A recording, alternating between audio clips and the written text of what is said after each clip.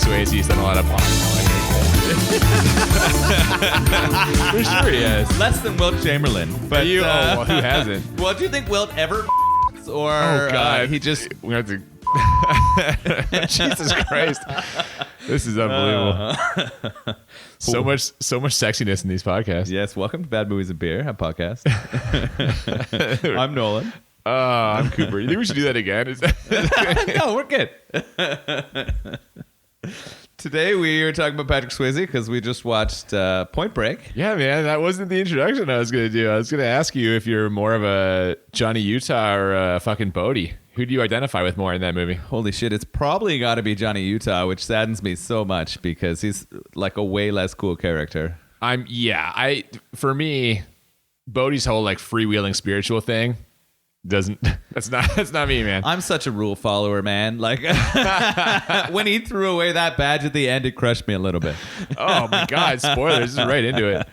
Oh my goodness. So we are, as you mentioned, talking about Point Break. This is the last episode before we take our mid-season break. We are literally at a break point. What a better movie than to watch Point Break. And You know what? Also, I gotta say, coming off of finally a movie making it into the Bad Movies and Beer Hall of Fame. Last week, Silent Night, Deadly Night got a 19 from you and a crit 20 from me. Huge scores. That's a rousing success. Yeah, I feel a little bad for not giving that a perfect 20 now.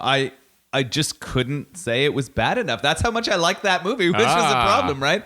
I just really enjoyed the choices that the writers and directors made in that movie. It was terrible. Like, it was a bad movie, but I thought it was really smart and really fun. And but I feel a little bad now. I feel like it should have gotten that perfect 26. Well, I mean, it got it from me, though. Always sees it from one of us. There's no chance that both of us are going to give it one. So first one ever. Maybe we'll have a second one here today. The beer we're drinking today. From the Kona Brewing Company in Hawaii. Big Wave Golden Ale. Big Wave Golden Ale. Yeah, and I had never had this before, so I'm excited about this. I'm a little more excited than you are. Just open mine right there. Yeah, a little premature. That's okay. Yeah, you know.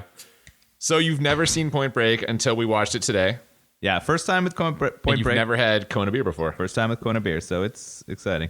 This is an interesting one because, I don't know, it seemed like to me that you were struggling a little bit with, is this even a bad movie? Yeah. Certainly for the first half an hour of this movie, I was like, there is nothing wrong with this movie except for some of the acting. Well, that's the thing. Some people, when they heard we were doing this, were like, what the hell are you talking about? That it was like a hit. It was, it wasn't exactly, it wasn't a huge hit. It kind of got mowed over by Terminator 2 was out at the exact same time and just decimated it, as you can imagine. But yeah, man, This is like, it was a hit. It's obviously loved by a great number of people. I actually saw this movie, not as a kid in theaters, but I was in Pittsburgh in February before all the COVID stuff happened. And I saw this at the Row House Cinema, which is this amazing movie theater in Pittsburgh that is connected to a craft beer store.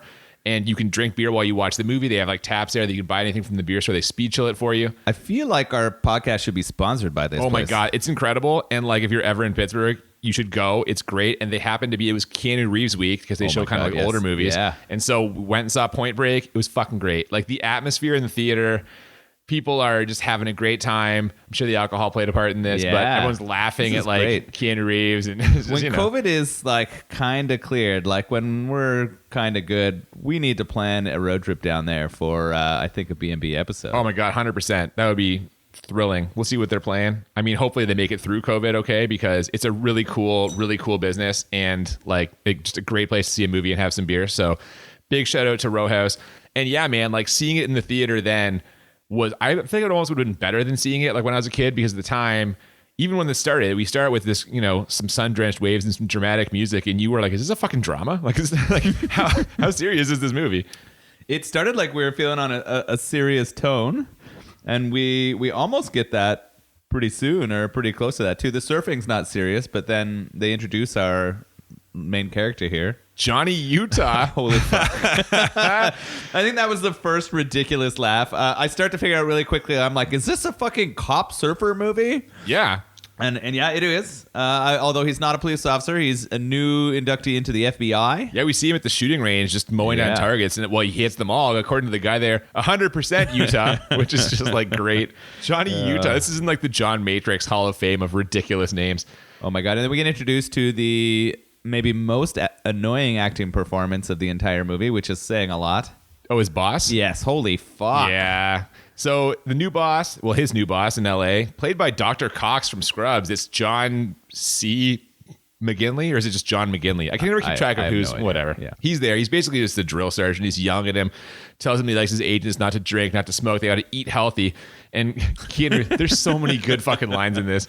Yeah, and this is where I was like, this is not a bad movie, Cooper. This is great. Yeah, where he tells him that he takes the skin off chicken, and that really, really impresses him. Yeah. But then, because Johnny Utah is a badass who won't just play by the rules, he then picks up a donut, tells him he loves him, and eats it like in his boss's face, which is like, he's coming in real hot. Oh, yeah, he is. And apparently, though, he's earned it. We find out that he was like a star football player in college. He was an all-conference football player. Could have gone pro if he hadn't had a knee injury. Yeah, so I guess he gets his sort of confidence from that. Got a lot of swagger. What does his boss call him, or what does he say to him at the end of their diatribe? Hey, you're a real blue flame special, aren't you, son? Young, dumb, and full of cum. I know. It's like, oh my God.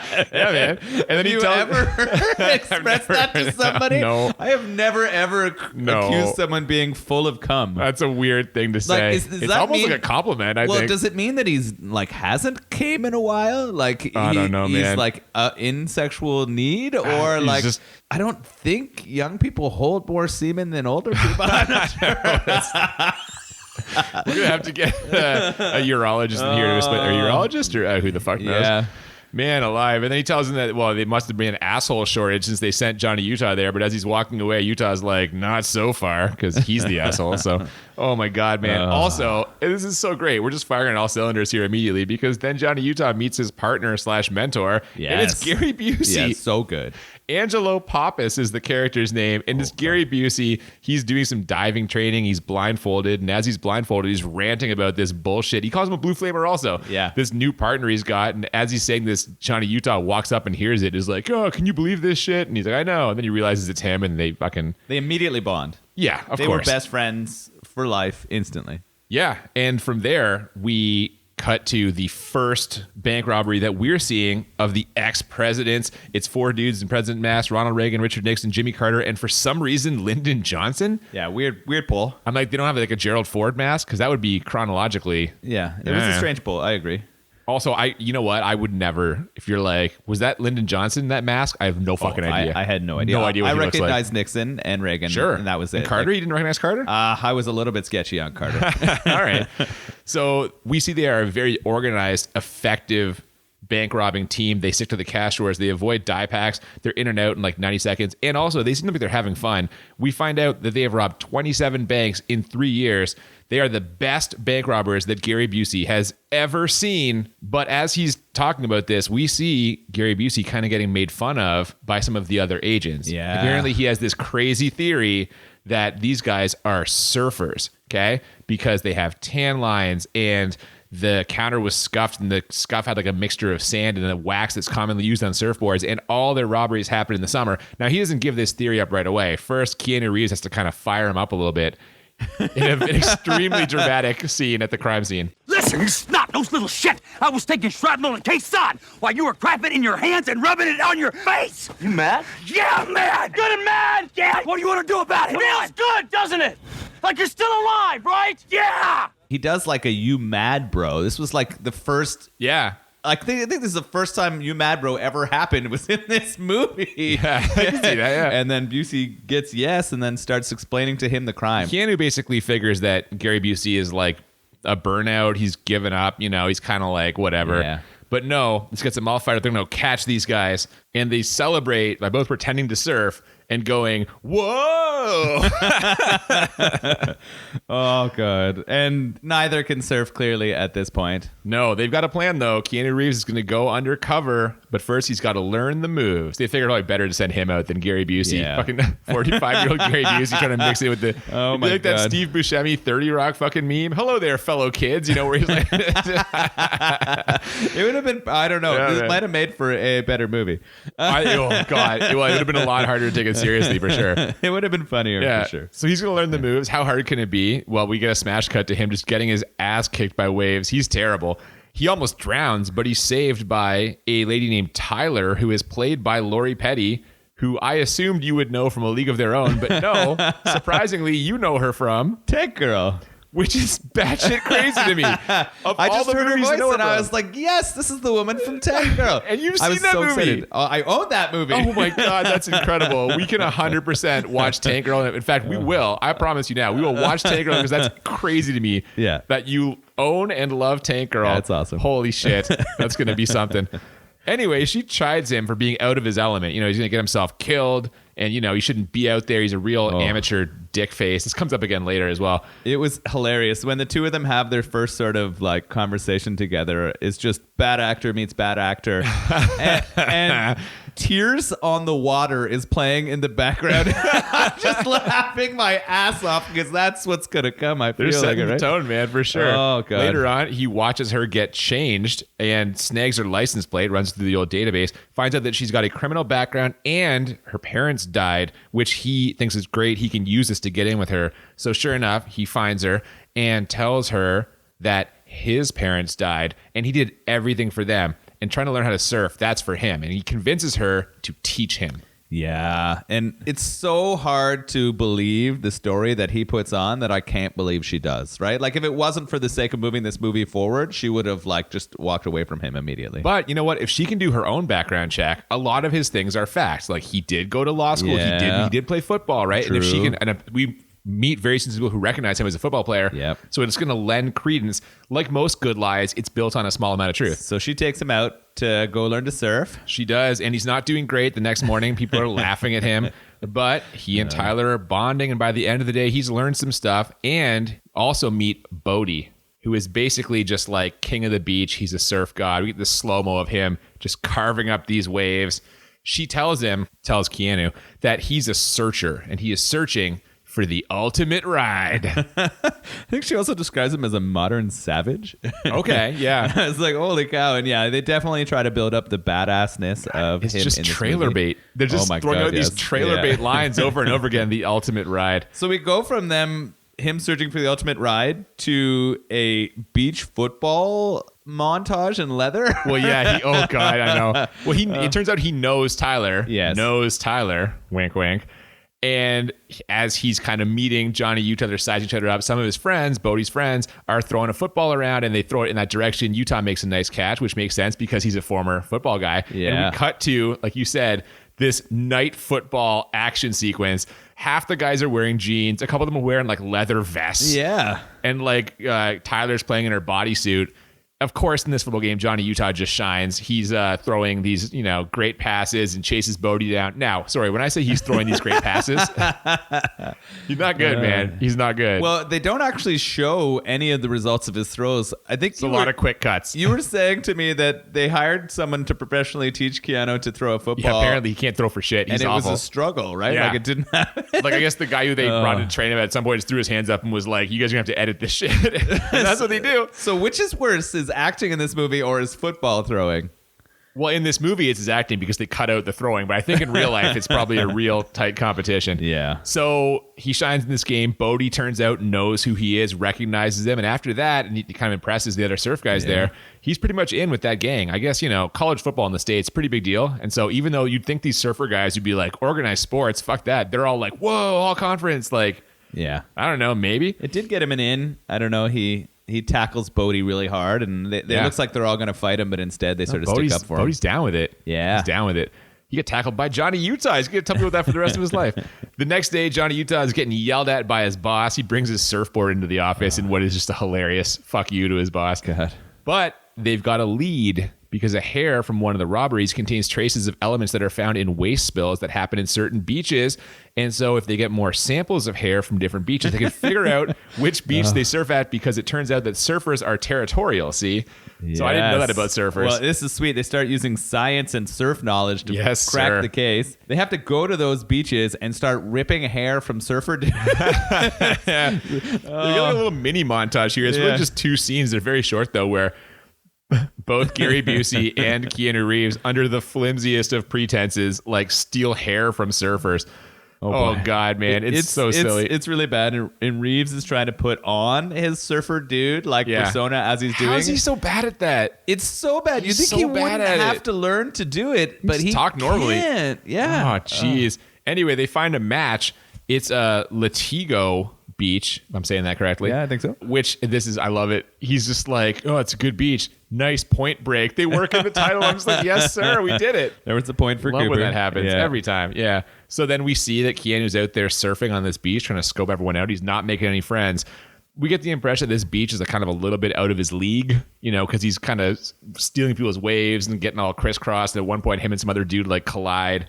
So he's keeping his eyes open for a group within a group, but he doesn't need to look too far because they end up finding him.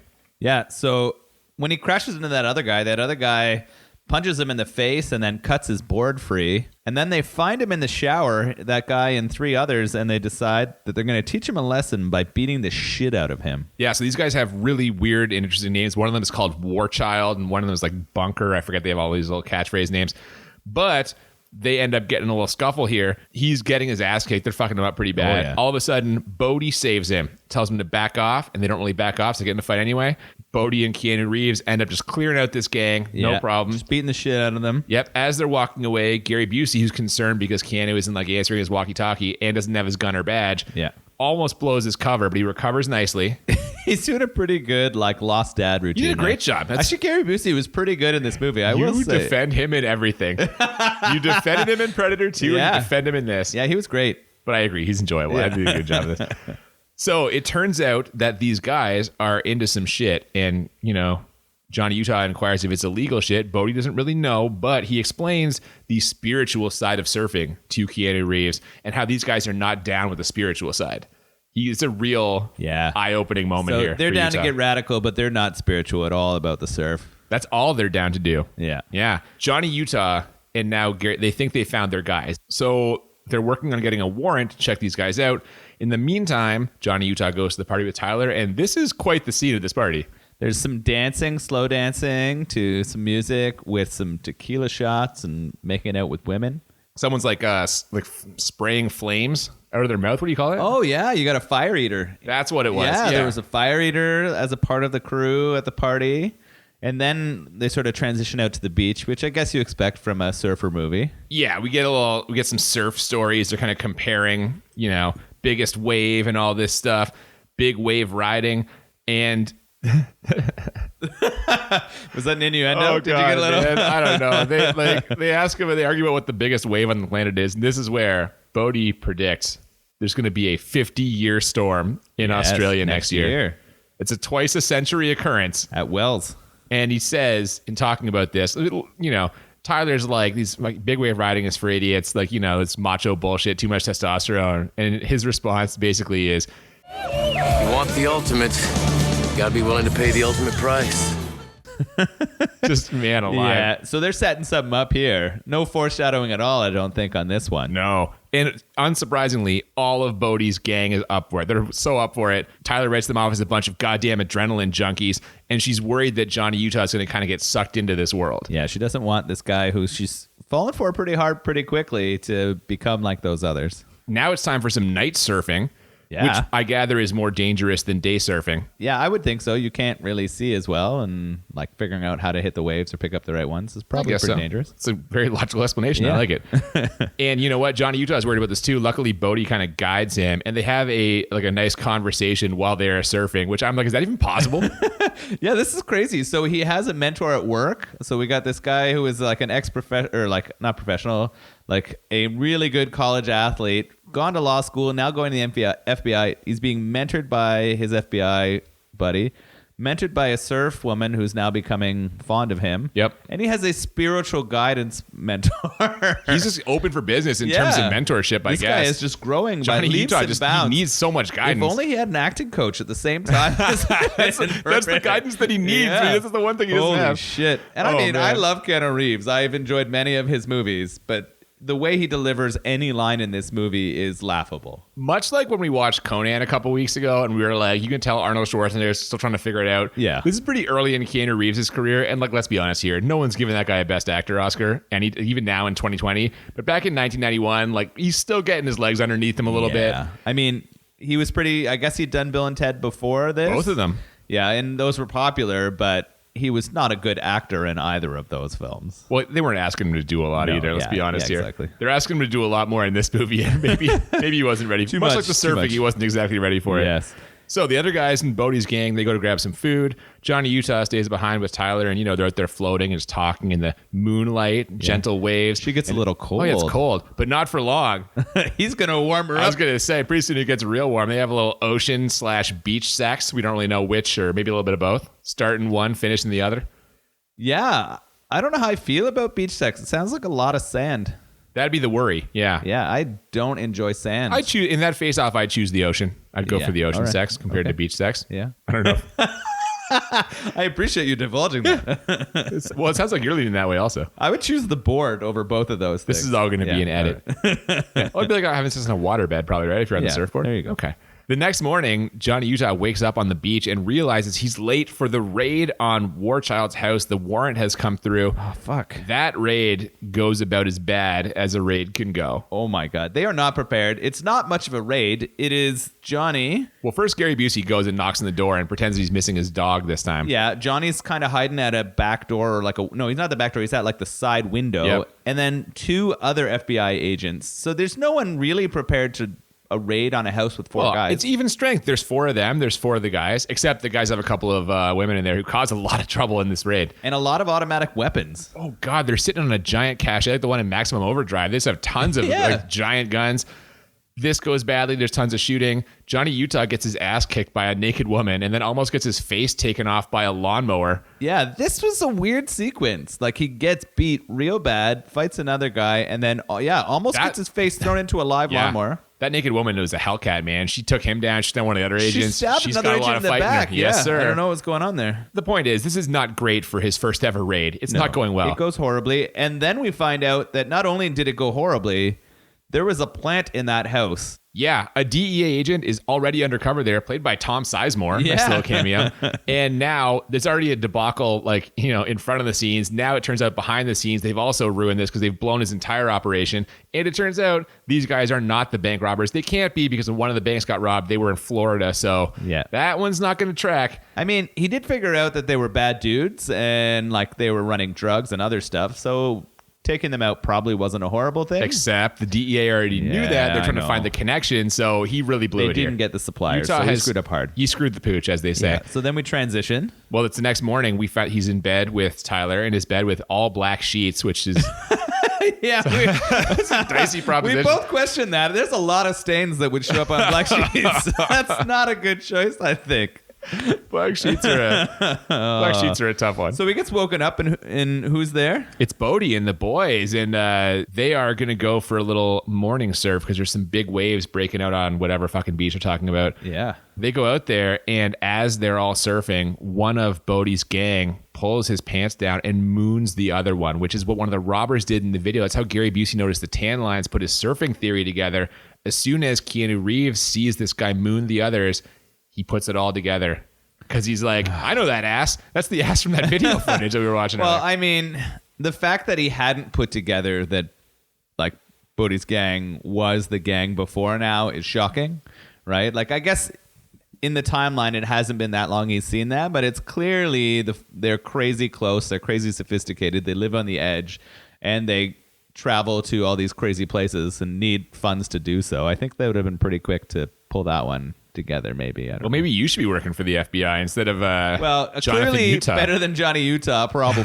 But so now what? He really grapples with this. He really struggles. A lot of consternation on the face of Keanu Reeves as he battles with this new information. He has to tell Tyler that he's got to go. He's forgotten an appointment with the client, and he runs away. He just sure does. We find out that he tails these are Bodhi. good beers, huh? The big waves are feeling good. We find out that he tails Bodhi throughout the day. He sees him scoping out one last bank and also packing up his house because we're getting close to the end of the summer. These guys are going to be on the move soon.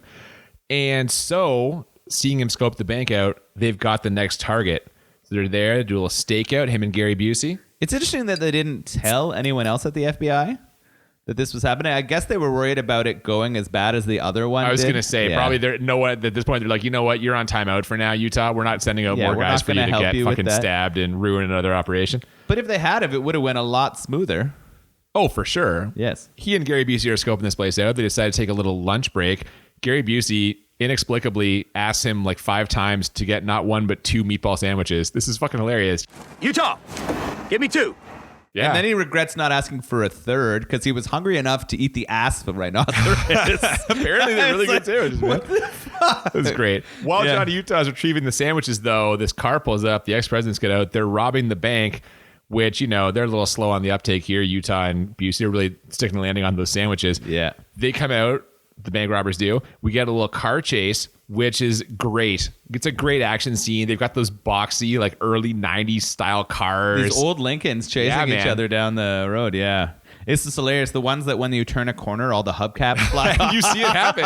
They lose the hubcap. But it's you know what? It's some nice wheel work, though. We get some nice like screeching turns some and good stuff. Slides, yeah. But, of course, it inevitably ends with a crash. Basically, Bodhi torches their car. He lights the end of a fucking gas pump, like from a gas station with it, which seems incredibly dangerous to me. Yeah. This was ridiculous. I guess all these guys live on the edge, so they're going to try it. But often whenever that happens, you hear that goes right back up into the gas tank and you get a giant explosion.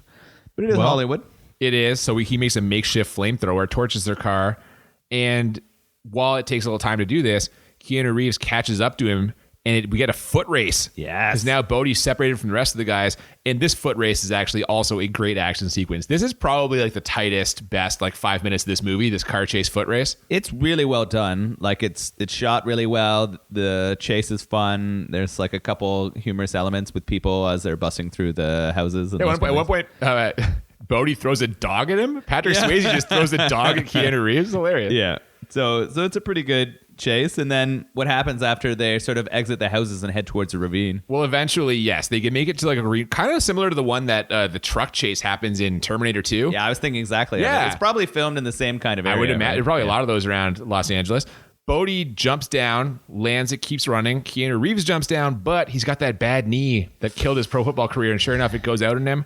And that's bad news for him. He's screaming in pain, but he's got a shot. He takes his gun out. He's aiming at Patrick Swayze. He's got a shot, but they make eye contact and he just can't pull the trigger. And this is where we get that famous scene that was discussed in the movie Hot Fuzz, where he rolls on his back and shoots in the air just screaming. Oh my God. So I think Hot Fuzz is the only reason I know that scene. Like, that movie is great. I love that movie. And like I expected it to happen in a much more sort of like meaningful way. Like I thought he had him like dead to rights or something. Apparently he did, but he was like 150 meters away climbing up a fence, wearing his president's mask. And then he decides instead to shoot in the air and scream, "I can't do it." Doesn't matter though, man. You know what? He's far away, but we find out Johnny Utah doesn't miss. 100%. We saw it in the shooting range. 100%. And his partner tells him the next day, Pappas, he knows what's up. He's like, you don't miss. Maybe you're getting too close, Johnny. You're getting too close to these surfer guys. Speaking of getting close, Tyler can tell there's something that he's not telling her.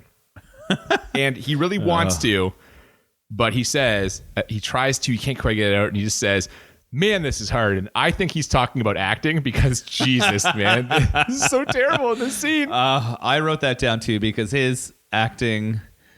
Any dramatic part, any time where he's trying to be serious is not believable at all. In fact, I could see where when you were at the theater watching this with others, it would have just been nonstop laughing. Oh, this is 100% one of the times when everyone laughed. Yeah, you're just constantly trying not to pee your pants because his acting is so horrible. He's not good, man. He is not good. So now they know that he is an FBI agent. They all know this. So we get Bodhi and the gang trying to debate what to do. Should they kill him? Nah, Bodhi says... This just raises the game, okay? Because what this really is about, this is just about them, the free-spirited surfers, against the system. Yeah, they are going to fight for the human spirit. They're going to turn him. Don't worry about Utah. Bodhi knows what to do about him. We cut to a sleeping Johnny Utah. Someone's approaching him with a gun. They shoot the pillow right beside his head. It turns out it's Tyler. She's figured out he's an FBI agent. He's a son of a bitch. He lied to her, etc. And she leaves. Why was his gun and badge hanging out where she could find it? Yeah, I wondered this too. Like, does she do a deep dive in his house? Is she snooping through closets and stuff? Or does she just fucking leave it out because he's an idiot? And she already told him, like, the night before, like, they passed out that, like, she knows he's a guy and it's hard for him to explain this shit. Like, she knew he had shit to tell her. Yeah, it seemed like she kind of made her peace with it, so I don't think she does go snooping. I think he just probably leaves it out because he's a fucking moron. Had to. Yeah, I don't know. He tries calling her and stuff. He's really trying to tell her how he feels. This is also some atrocious acting. Yeah. Later, his door buzzer goes, so he assumes it's her, but instead, it's Bodhi, and he says, "Come with me. You're going to love this." Yeah, he sort of, like, sweeps him up. Like, it was sort of, like, I couldn't believe he just so easily went with him. Dude, nothing about what he does, the choices he makes in the next 5 minutes make any sense. No, so he goes with them. He leaves his gun because he doesn't want to grab it. But, like, they know he's an FBI agent. Yes, they do. He knows they're bank robbers. That's also true. So he just happily goes along with them to see what's happening, right? Like, and what's happening is we're taking it up a notch. Skydiving. I mean, if you're the ultimate thrill seekers, this has to be a part of your lifestyle. So, like you said, why does he go with them in the first place? That's crazy. You know what's even more crazy is agreeing to go skydiving. You're like, there's no fucking parachute. Yeah. It's got to be a strap, right? Immediately wrote down, well, there's going to be no shoot. He's dead. Yeah, and sure enough, he gets the shoot, and he's like, hey, who packed this? And Bowie's like, what, you don't trust me? And they start playing musical shoots. Everyone's passing their shoots all over the place. They're setting it up like he's going to be done. And so I'm like, well, this is fucking stupid. And then he jumps, which is the stupidest thing you can do. Like this, we're both assuming there's no parachute in here. Yeah. He's going to fall to his death. And he just goes, and he loves it. He fucking loves it. He has a great time. And then he sort of almost plays chicken with Bodhi as they're like approaching the ground about who's going to pull their chute last. Oh, yeah. Well, first they circle up, and Keanu Reeves the whole time has this big, dumb smile on his face. He's the fucking happiest he's ever been. This is incredible. They all get in the circle holding hands, and then it's time to pull the chutes. And it turns out it's not a trap. He pulls a chute, and the chute comes out. They just wanted to take him skydiving. Also, they're having conversations this whole time, which I wasn't sure about the surfing. I'm 100% sure about this. This is impossible. You cannot have a conversation while skydiving. You mentioned Mythbusters a couple episodes ago. Yeah. They did a Mythbusters about this and proved it is impossible to have a conversation while skydiving. So that fucks up so many Bond movies, so many other movies that take place. They also do it like 3 times in this movie, and like this is not even real. They do it a lot. But who was a tremendous skydiver? Swayze? Yeah, holy shit. Yeah. Swayze was amazing. Well, they actually did this. Like the real actors, at least Patrick Swayze, did the real skydive. That's he did awesome. Like 50, and so I'm sure by the end he was very good at it. But yeah, he's doing like flips and twists and all kinds of stuff. Like, man. Holy shit, good for you, Swayze. I think I saw a double sow cow at one point. He's really got it. Yeah, he had it. So they land. They're all safe. He survives the jump. But it turns out Bodhi does have a plan. They're not really going to turn Johnny Utah, but what they've done is they've taken Tyler. They've kidnapped her. And basically, if Utah doesn't let them leave, she's going to get hurt. And when confronted with this, Utah gets upset when he realizes there's no way to arrest them or stop them right there. They have to get where they are to free her. He basically flips and is like, we're wasting time. Let's go. Let's do what we can to free her. Now, this isn't the only thing they have planned for Johnny Utah, though. No, they have one last bank job, need some traveling money. It seems like, as we're en route, that maybe Bodhi is starting to lose it a little bit. There's some cracks happening here. Yeah, and Keanu Reeves snaps at him, and this is probably the worst line in this whole movie. He tells him, Bodhi, this is your fucking wake-up call, man. I am an FBI agent. Oh, dude. He's so bad with that line. This is where Swayze's telling him that he's going to help them with the bank robbery. And apparently Johnny's not going to, but he is. He's got no choice. But they don't have a mask for him. So when they go in there, he gets on camera. That's going to fuck up his FBI career. This time, though, when they're in the bank job, not in keeping with what they normally do, they're going to hit the vault. And I think the reason for this is, we were talking about this, like he must realize kind of the game's up now. Like they know who it is. No more. They know who's under the mask. This needs to be one last big score. Yeah, he's trying to get as much money as he can so that he can get away free. He's not going to have any scores in the future. No, but when you try to go in the vault, that takes time and things go wrong. And we see that because one of the people in the bank is an off-duty cop, and he's got his gun with him, and he starts shooting. He tags Bodie in the arm. He hits Johnny Utah in the chest. Luckily, he's wearing a bulletproof vest. Yeah, Johnny Utah's fucking flashing his FBI badge saying, undercover officer, doesn't matter. He's just shoots him. Yeah. shooting everyone down. Yep. He also gets Roach in the chest, but again, bulletproof vest. And he shoots the youngest member of the gang, whose name I actually didn't catch. I don't remember his name. I don't remember either. Gets him like kind of above the vest. Seems Yeah, like it's more between like the a neck and the neck area, yeah. And that's the end of him. He dies. And so Bodie ends up killing this undercover cop or off-duty cop, which you can tell really rattles him. Like Bodie is shaken at this point. Yeah, he was not a person for violence. Like he wanted to get the high himself, but he didn't want to hurt others in that. Yeah, he process. talks about that. He mentions that to Reeves, like, I can't do this. And so the guy who takes Tyler, he's the violent one, right? But Bodie, he's against it. Now he's killed a guy. So we're kind of past the point of no return here with Bodie. Yes. And they leave Johnny Utah behind. He kind of knocks him out and they take off and they're just off, man. So later on, when people come to the bank to kind of clean this mess up, the FBI tries to arrest Johnny Utah like as an accessory to the whole, thinking that he has been turned. Yeah. And his boss is yelling at him. That's so bad. It's pretty bad. I'm so mad at that character. Such a cliche. Also, the yelling cop boss. We've seen it before. Couldn't make a less nuanced character if you tried. 100%. So Gary Busey has had enough of this. Yes. And he just punches the guy out. It was great. Busey again being a hero. He's everyone's hero. Yeah. Busey being the best. So now they're off. Busey and Johnny Utah are trying to catch up to this gang, and they do. They catch up to them at an airfield. But this quickly goes south also. This goes south almost as fast as that fucking raid on Warchild's house does. Gary Busey gets shot and eventually killed. But before that happens, he kills another one of the gang whose name I also don't know, the guy with the mustache. He was Jimmy Carter, I think. Yeah. And he severely wounds Roach, the guy in the Nixon mask. Yes. Bodie ends up grabbing Johnny Utah and throws him in a plane, and they are airborne. They are flying to Mexico. With injured Roach. Well, sure, because he's not dead yet. He's just injured. Not dead yet. Yeah. So they're airborne, and if they're in a plane, you know what that means. We're going to have more skydiving. I was like, are we really doing this? Big time. There's some, I wrote down acting is awful again. I'm not sure how many times I wrote this down in my notes, but it was definitely more than normal. It's the most obvious note. And it was often, almost always about Keanu. Yeah. Well, Roach at this point is in really rough shape. He's starting to feel a little bit cold, and Keanu Reeves tells him that that's because the blood's leaving his body and he'll be dead soon. I hope it was worth it, he says. Kind of kicking the guy while he's down there. Yeah, real hard. But I guess he did kill Gary Busey, so, maybe Keanu Reeves. I know, actually, he wasn't as upset at Busey's death as I thought he should have been. He was more upset when he didn't shoot Swayze in the fucking chase scene. Yeah. I know. I was sort of I guess he likes Swayze more. He likes his spiritual coach more than he liked his FBI mentor. There's something there. There's something with that relationship where, I kind of think they're a little bit in love with each other. Yeah. It's romantic, but they can't let it be.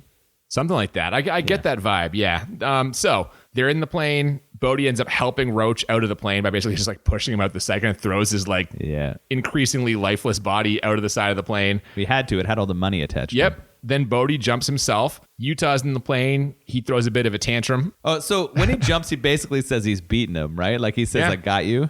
No shoot, Johnny. What are you going to do? Yeah. Yeah. And then he's throwing this tantrum, and then I just scream at the television. Because this really happens. Keanu Reeves grabs a gun and jumps out of the plane with no parachute.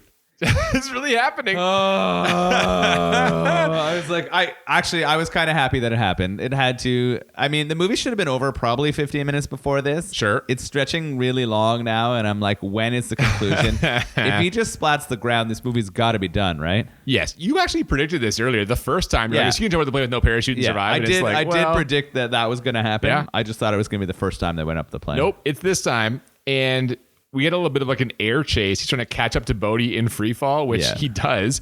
And they have more conversation.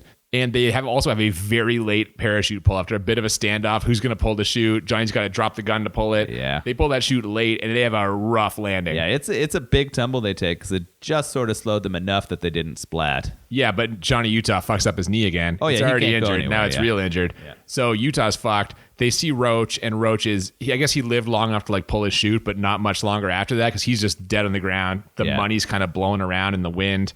And since Utah can't catch up to him, he threw the gun away. He can't move.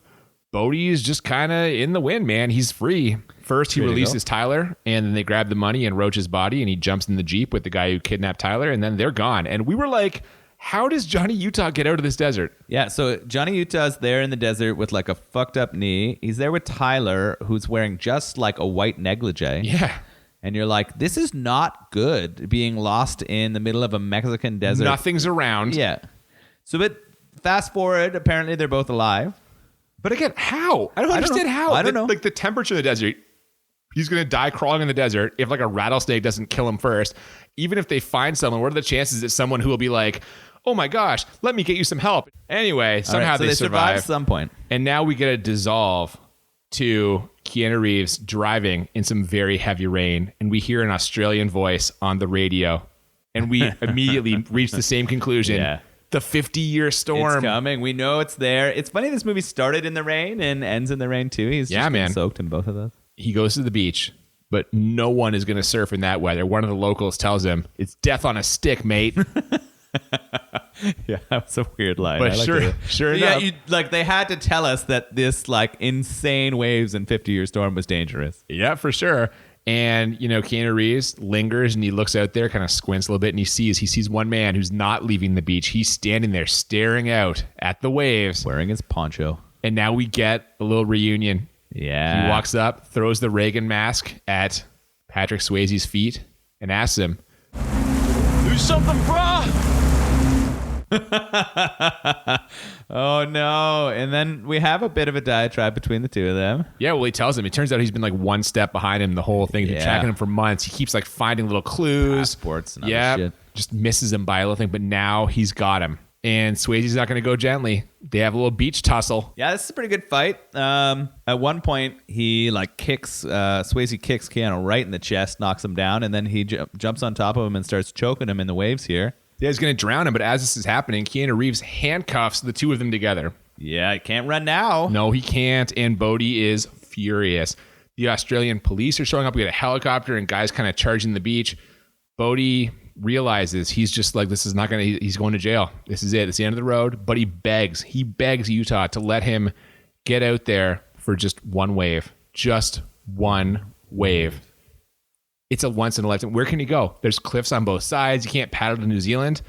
And so Johnny Utah, who has tracked this man for months, this man killed his partner through his actions and other people, he fucking uncuffs him and lets him go. Yeah. Just the whole moment of Swayze's life has been building to this. You couldn't stop that. How can you prevent that from happening? The Australian police show up immediately after this happens. Well, and they say to him, you got to let him go. And as G walks away, Johnny Utah says, no, I didn't. And then we see Swayze paddling out into the surf and trying to ride a massive wave and just eating shit. He gets dominated by this wave. He eats shit on the biggest wave you've ever seen in your entire life. And it smashes down on top of him. And at that point, Johnny Utah is walking away. He just throws his badge in the ocean. Yeah, what is that? So he's done? He did what he needed to, so he's out? Credits. We're at the credits. That's it, man. It's over. Did he quit? He had to. I know. But so then did Swayze win? Well, here's a better question. Is Swayze dead? He dies, right? At the end? No one really knows. This is very debated. Maybe they joined up and now the two of them are robbing banks. No, man. Sequel. Swayze dies. Look, here's the thing. Johnny Utah walks away and he's like, no, it's over. We got to get this. He's not. The Australian police will get him when he comes back in. He's like, he's not coming back. He's done. He knows that you can't surf a wave that big. I mean, he did say he couldn't live in a cell, he couldn't be caged. He would rather die than be there. So they are suggesting that he dies. 100%. Sure. I think they want us to believe he's dead. Now, I have friends who believe they just want to believe that he lives. Yeah, they want to believe that he's out there somewhere surfing, at one with the universe. I'm like, nah, guy, he's dead. Fair. He was the hero. Stop it. After Gary Busey, Gary Busey is definitely hero Johnny number one. Utah is the hero. No. What about Tyler bravely navigating her way through difficult relationships after the tragic death of her parents? No. I People think they love want you to Bodhi. like People they want you to love like Bodhi more. He's a lovable guy. Yeah. Until he kills a bunch of people and gets his own dudes killed. He didn't want to. But he did. That fucking cop and that, if he had it just laid there like he was told to by the security He was guard. playing a dangerous game from the jump. Yeah. Our debate is exactly what everyone debates. You said at the beginning you're more of a Johnny Utah. Stop it. I definitely am. Except you would swim back in and grab the badge and come back and polish it up. Exactly. I wouldn't have been able to quit. I would have had to have tracked him down and seen him go away, but I would not have been able to throw away my badge. There's no way. Would you have uncuffed him though? Would I have uncuffed him? Yeah. Yes. I wouldn't have. Well, he shouldn't be. He should be in jail. Yep. For sure. But if that was my spiritual mentor, it would have been cruel to see that guy live in that cage. Your spiritual mentor killed a guy, man. He killed a bunch of guys. He killed some guys, yeah, and he was responsible for a lot of death. It's true. He robbed You want to like go home 30 to that plus, cop's family and tell him, yeah, I had the guy that killed your father, but I let him go. I drowned him. Did he, though? Yeah, he's fucking done. We'll never know. Anyway, this movie is fucking done. And I don't know, man. Like, I've seen this before, obviously. I love Point Break. It's tremendous. Yeah. There's so many good lines in it. What a way for us to go into our break. Exactly. That was a good choice. This will be a fun one to do. So, some good big wave. we'll rate it now on a scale of 1 to 10 for how bad it is. I'll start. For how bad this movie is, it's not bad, man. It's not bad. I'm giving this a 7. And here's why. Whoa, that seems pretty high. You think so? On the bad scale, okay, why is it a 7? So, Keanu Reeves' acting is atrocious, first of all. Absolutely. It's terrible. He struggles in this movie. It's real bad. The whole sequence where he goes with them skydiving and just keeps going along to stuff that will probably end up with him being dead makes zero sense. Makes no sense at all. That's a problem for me. Well, he was sort of pulled along by Swayze. He was in. Like, Swayze's a convincing gentleman. He's got charisma, that's for sure. Spiritual leader. His boss at the FBI is a stock character. Well, I hate that guy. Don't like it. Yeah, that guy Don't was like awful. it. I didn't like that Gary Busey died. I mean, when you kill the hero of a movie, it's always sad. That's probably more of an enjoyability factor for me. But no, man, you know what? Like, if it was a better actor, this movie's not bad at all. Keanu Reeves' acting is so bad that I have to move it past like a 50%. Like it's on the bad side of 1 to 10 bad for me. It's a 7. What about you? That's fair. It's hard. I found it tough. If we're rating it earlier in the movie, again, like I feel like as some of these movies go on longer, they can be really enjoyable for like the first 40 minutes and then stuff starts to trickle. This one definitely carried itself better as we move through. I think the bad scale for me is a 6. So we're pretty close then, man. You're giving me shit for a 7. Yeah, I know. I don't know. 7 is real close to 10 to me though. I don't know. One closer. I don't know what's the like lowest bad rating we've given a movie. I don't even know at this point.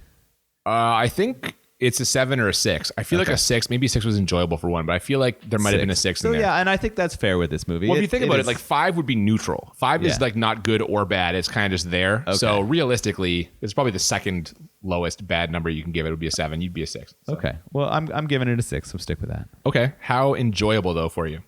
Good question. I can't even believe you're thinking about this. My answer is automatic. You got it right now. You give it out.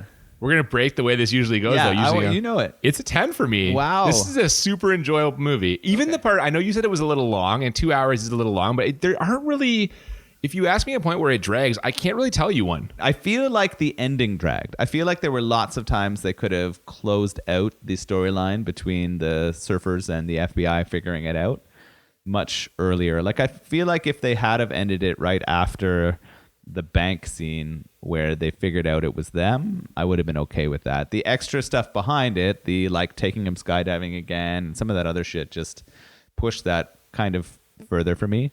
I still enjoyed it. Okay, wait. Here's my counter argument to what you just said. Yeah, okay. I'll let you go. It takes such a long time in the movie for Keanu Reeves to realize that Swayze's the guy. Yes. And once he does... But he should have realized like way earlier. Well, no, we can say that as the people who are watching the movie because we know this is all like clearly it's him because otherwise what's the point? If it's some random no-name actor that they find in the first like 40 minutes, of course not. Like, so we know that's the way it's supposed to go. Once he finds out, then we get into the interplay, the real nuts and bolts of whatever the hell their relationship is. We still where don't like know. they're struggling to... Yeah. There's a strong romantic element, I feel. Yeah. Well, and that might be why he let him go. Yeah, maybe. He doesn't want to see him caged. You couldn't see him caged, yeah. Whether it's a romantic ideal or a spiritual ideal, like he wants him to kind of be free. I don't know, man. Like those, I get what you're saying. And when you meant like the first scene I thought of was the second, do we need another thing of skydiving? But that's the big action piece where he goes out with no chute. All right. With all that being said, I still really enjoyed it. I laughed a lot. Busey was great. Swayze was great. God, Swayze what a role for him. Throws it down. He's really good. I love to see the actress from Tank Girl. Oh God, dude. Yeah, so good. So that made me happy. Her acting was bad, but I enjoyed seeing her appear there. Keanu was a struggle. I really like his movies. I'm gonna give it a 9. I was gonna say if you come in less than a 9, I don't know what to say, man. Yeah, I'm giving it a 9. I can't throw the 10 at it. I don't know. This is the kind of movie that if it's on TV, I'm gonna stop and watch it. I think it would be fun to watch with someone who hasn't seen it. It was. I can tell you that it was because you had never seen it. I'm like, this is great. I would watch it again with someone who it's their first time. Okay. For sure. But you wouldn't watch it again by yourself? No. I don't believe you. I think I'm calling out that bullshit. There's no way. I don't know, maybe, because I love the Gary Busey. Yeah. So maybe. And Swayze was amazing, too. I would say, as a heterosexual man, I'm probably getting some disagreement from different people, like women out there maybe disagree. I think this is Swayze's like sexiest role. Oh, okay. I think most people would go Dirty Dancing if you're a lady. Yeah. Maybe Ghost. Yeah. Well, gotta be Roadhouse. Ghost. But I haven't seen Roadhouse. We're gonna get there. Don't you worry. And I've seen Dirty Dancing. No, but I think like him and this man, like he's got something. There's Oh, you like the bad boy spiritual. Actually, right. I think I would if he tried to talk about the spiritual, I'd be like, shh. I just give him don't ruin it. I wonder if that's what Keanu tried.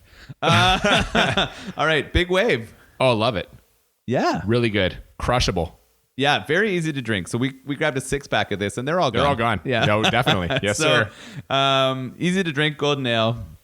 If you're looking for something you want to have sort of out by a barbecue or by the beach. Hoppy enough for you, not too hoppy for me? Yeah, I wouldn't say it's not really hop forward. No, but would you want it to be more hoppy? Oh, absolutely. I always want my beers I take that same back then. Right? Not quite hoppy enough for you, but hoppy enough for me. I always like it, but I like the Liquid Aloha. I like the Big Wave. Super appropriate for this movie. Oh, too. Absolutely, man, for sure. No, Awesome. It's great. Check out Kona Brewing Company. They sell it kind of all over the place now. I think they've been picked up by somebody else or distributed nationally. But that is it for Point Break. And as we mentioned, this is the point in the season where we are taking a break. We're going to be off for the next 8 or 9 weeks, and we'll be back with our first episode of the second half of season 1, and that's going to be Bloodsport. Jean-Claude Van Damme. Really? Yes, sir. The Kumite. Oh, I am so excited. This Absolutely. Is good. Now, But in between now and then, we're putting out some extra kind of bonus content and stuff and tweeting out and Instagramming some unanswered questions from episodes, themes, jokes, memories, whatever. So keep checking in on social media. We are at the BMB Podcast on Twitter and Instagram. Yes, if you want to send us some suggestions or you have some questions you'd like us to answer, we are thebmbpodcast@gmail.com. Yeah, make sure you check us out and make sure you come back for the second half of season 1 in just a few weeks. Thank you so much for listening. I'm Cooper. And I'm Nolan. And we'll see you next time on Bad Movies and Beer. Keep it Swayze. So appropriate. 100% pure adrenaline.